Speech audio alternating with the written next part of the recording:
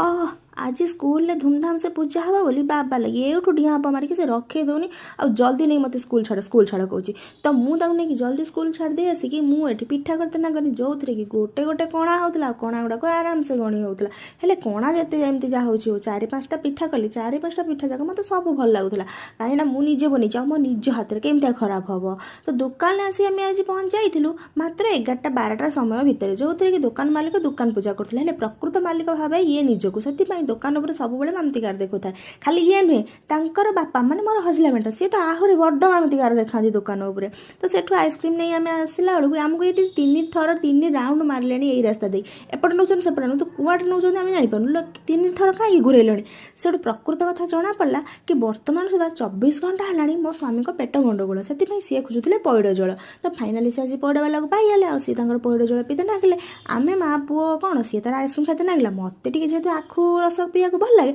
से मुझे आखु रस पीते नागनी आती भितर तो आमर कम शेष घर चलू आ।